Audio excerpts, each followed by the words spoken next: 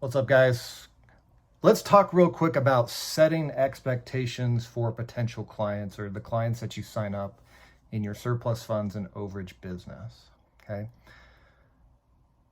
I would strongly advise that you do not promise your clients when they will get their money, unless you're paying them out of your own pocket. Okay. Which is not something that I advocate, especially if you're a beginner, although it has its purpose in certain instances. Now, why would I say don't promise your clients when they will get their money? And the reason is this. In the surplus funds business, you have to understand who is holding on to the surplus funds, okay? Depending on the case that you're working, whether it's a tax overage, a surplus fund from a mortgage foreclosure, okay, the type of case will determine, as well as the state you're working in, these two factors will determine where the money is being held.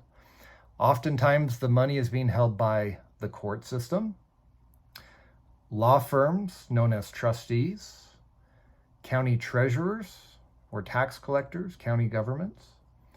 And in some states, sometimes that money goes straight to the state unclaimed property. Okay, so there's 4 different entities that may be holding on to surplus funds or overages from tax sales and foreclosures. And the bottom line is you cannot control when those entities are going to cut your check. You just don't. And anyone that says that you do doesn't have experience in this business. Okay? You do not know when the case is going to be paid out. You just simply do not know. Okay? Now, you can give someone an educated guess. What I do is I tell people, hey, expect a minimum of 4 months. Minimum. Okay? If you're working estate cases where the claimant is deceased, make that minimum 6 months. That's what I tell folks. I don't say, hey, if we get your claim in by this day, we should have a check in 60 days, or we should have a check by such and such date. Do not tell them a specific date, because what happens is if that date comes and goes and you don't have their money, now you look unreliable, untrustworthy, and unprofessional. And you want to avoid that, right? You don't want to fall into that category. So do not promise when someone is going to get their money, because you don't have any control of when the money is going to be dispersed. That's the bottom line. That's how this business is. It's one of the downsides of this business is you don't know when you're going to get paid. So don't tell the client when they're going to get paid, because you don't know. You just don't know. And so if you tell them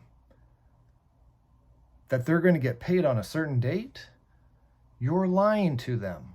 Don't lie to your clients, okay? Don't do that. It's not good for business, okay? So I hope this makes sense for you guys. And I wanted to put this out there because sometimes you will be asked, hey, how long does this process take? When can I expect to get my money? That's a very common question. And if you say, oh, you'll probably get it in about 3 months, and 3 months comes and goes, that's going to look very bad. Now, some companies out there will sometimes straight up lie to clients and say, we'll get your money in 60 days. If someone promises that, they're just lying to get business, and it may work for a couple cases, but ultimately in the long run, it's not a sustainable model, okay? Ultimately, you're going to be found out. So don't fall into that category, okay? Or ultimately, you're going to get a review from someone that says, they promised me this, and they didn't fulfill on their promise, okay? So I hope that helps you guys. Set proper expectations. Say, hey, I don't know when we're going to get paid. It's going to be a minimum of 4 months, 5 months, 6 months. If we get it before then, that'd be great, but I'd be surprised if we do. It could take, we don't know, because we're dealing with courts, county governments, state governments, and we don't have any control of that process. You can tell them that, guys. You can explain that, hey, we file the claim, we do everything for you, I'll have our attorneys attend hearings for you if need be, but ultimately we don't decide when the money gets dispersed. Ultimately, it's the court system, it's the trustee, it's the state, it's the county treasurer or tax collector. These folks decide when we get paid, and we don't have any control of when they make that decision.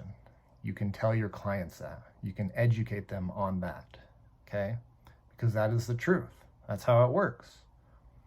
We file our claim, and then we have to wait on the governments to review, hold hearings. Sometimes they're competing claims. Like, there's a lot of things that can go into a case, a lot of things that can pop up. Let me end this video with an example of a case that I just completed that took over 2 years. Okay, this was a case in the state of New York. It was a tax sale overage. It was an estate case, meaning the homeowner had passed away. What ended up happening is we found one of the heirs. We filed a claim. Court came back, said, hey, we want you to do a probate. We want this person to be the administrator of the estate. Okay, fine. We'll jump through that hoop. We go through the probate process. We get our client become the administrator of the estate. Go back to the court and say, hey, here's the papers. He's now the administrator. Court comes back and says, oh, sorry. While you were doing that, we sent the money to the state of New York, unclaimed property. Okay, great. Now we go to the state of New York, file a claim with them. They say, hey, we need a court order saying that we can pay these funds out to you. We go back to the court. We get a court order. We send that to the state. The state finally sends my attorney a check. That process took over 2 years to complete. Okay? It's just how it is. Now, I had done cases in that same county that took 6, 7, 8 months. Okay? New York's not a very fast state, by the way. But this particular case, over 2 years because of all the hoops we had to jump through. That's an example. That's what I'm talking about when I say you don't have any control of when the money's going to get paid out. So there's an example, real life case study of illustrating the principle that I'm teaching you. Okay. So be aware of that. Hope this helps. If you have questions, comment down below. If you're just getting started in the business, check out my program at overagesyndicate.com, and we'll see you in the next video. Thanks, guys.